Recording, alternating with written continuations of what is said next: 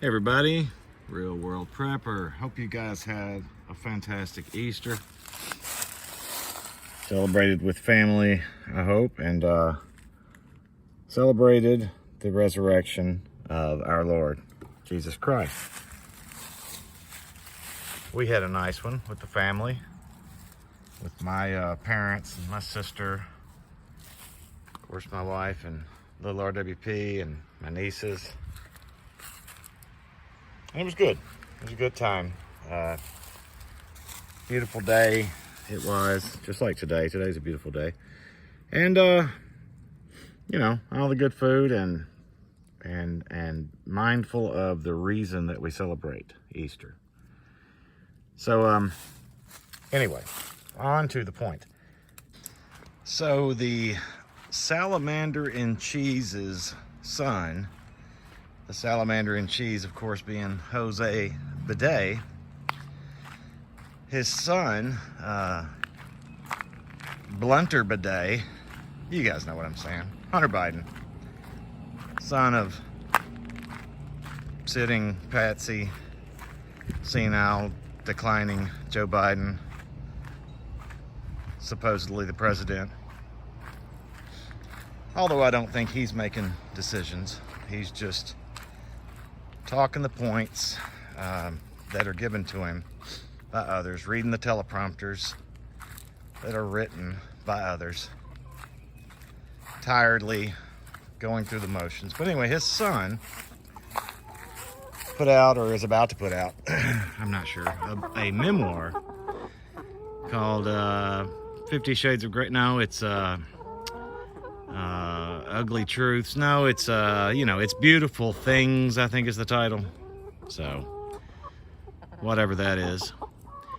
But anyway, and although I have not read it, this memoir chronicles, I have read about some about it. This memoir chronicles you know, parts of his life, including his admitted drug addiction, crack addiction specifically, that he notates in the memoir came to an end somewhere in late 2018, early 19. And it really, from what I understand, the memoir is largely there to dispel some of the rumors, wink wink, about this laptop that we heard so much about back in the fall, right before the election. This same laptop that news agencies, big tech corporations, and everybody else quelled the ability to even talk about on social media. You know, lest you be shut down for having those conversations, talking about them. So at any rate, this thing was designed for him, as I understand it, again, to I guess sort of make excuses for, or provide explanations for why things were the way they were, why he did the things he did, why some of the things that came out in this laptop were there. Although he does go on, and I forget what show it was, 60 Minutes maybe, I don't know, something, and says, you know, it could have been my laptop, I don't know, you know, it could have been, sure, it could have been, but I can't say that it was. It could have been stolen, it could have been hacked, it could have been me and I didn't remember, you know, so all these things. But anyway, one of the things that he discusses in detail, again, from having not read it, but from what I've read about it and seen some pieces about it, he talks openly about the crack addiction. Now, how many of you guys have filled out a NICS check? You know, when you wanted to purchase a firearm. Wanted to fill out a NICS check. Or had to, rather, to do it. You know, there's lots of questions on the NICS check. Questions such as, are you the actual transfer for the firearm? Are you under indictment? Have you ever been convicted of a felony? Are you a fugitive from justice? Let's see. Are you an unlawful user of or addicted to? Oh, it's hard to read this. It's tiny on my other phone here. Of marijuana or any depressant or stimulant or narcotic drug or any other controlled substance. So on and so forth. It goes on. But you get the point. You guys know what it says, what it asks. Well, if you follow the timeline, the chronology of what's available in Hunter Biden's memoirs, beautiful things. They're beautiful things. If you follow that along at all, and you juxtapose that to the NICS background check and the questions that are asked there that are a felony if you answer incorrectly, if you lie or otherwise don't tell the truth. That's a lie. Even though politicians would have you believe that not telling the truth or sins of omission are not necessarily lies. Okay, they are. But if you go by that and his timeline, when he went and purchased a firearm that was subsequently thrown in a trash can in a public area by his, I think by his wife or then girlfriend or whatever the case was, which is ridiculous too.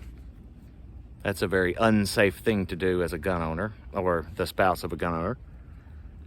But anyway, when he filled out the NICS form, presumably filled out a NICS form anyway, and legally bought a firearm, a handgun, in late 2018, that is right when he was in the throes of a crack addiction. That is a felony. Meanwhile, his dad, Joe Biden, is pushing for gun reform, gun control, gun legislation. Let me rephrase it. The people that are handling Joe Biden are pushing for these things. Joe Biden is trying to mumble through the words when he does pressers and things, the two I think that he's done since he has taken office. The point is, whoever's writing the words for him to say, he's he's the head, he's the spearhead, the acting spearhead, the totem spearhead, if you will. But the administration, we'll put it that way, just like every other Democratic administration before, and like many of the Republican administrations, they want to take away guns. The fewer guns that are in Americans' hands, the more control they can have over us. It's that simple. You guys know it. It's just common sense, right? It's like math. 2 plus 2 is 4. Or it used to be anyway. Of course, Common Core math says 2 plus 2 can be whatever your answer is as long as you think it's right and you followed steps that you believe got you there. So in the same way, they want us to think that the Second Amendment can still be protected even with vast and major restrictions on it. But the point about this is Hunter Biden, the son of the president who's pushing this agenda, or whose administration is pushing this agenda, he did a felonious thing when he lied on his NICS check, because I assume he lied. If he'd have said, "Oh, I'm addicted to crack," they would have come back and said, "No, you can't have a gun then." Or would they have, because of who he is? But I can almost guarantee that if you could pull that file and look at it, he said no, answered no to it. No, I am not using marijuana or stimulants or controlled substances. No, I'm not addicted to any of these things. How ridiculous. I'm Hunter freaking Biden, man. So the hypocrisy, not that you needed another example, but the hypocrisy is astounding. And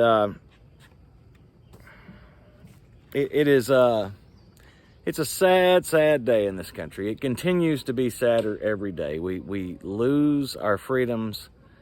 We lose our rights. We don't even just lose them. We're just handing them over. We are handing them over.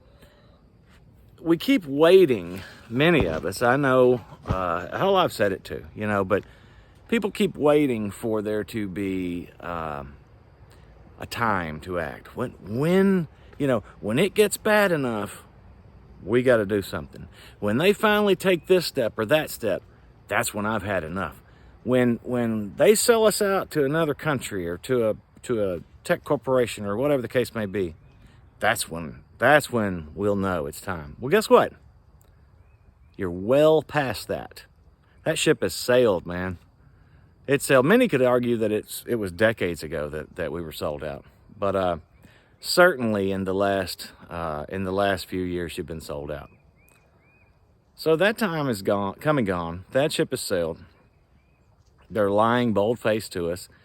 And now it's gotten to the point to where they don't even have to hide the lie anymore. They just lie, and people say, some reasonable people say, whoa, hold up, what about that? Doesn't matter, though. You repeat it enough times and people parrot it enough times, it's not a lie anymore. It's how things are. It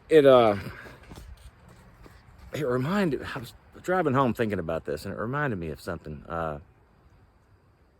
It was an example I had. It's gone now, but you don't need an example. You see the writing on the wall. You see what's going on, and it's not going to get any better.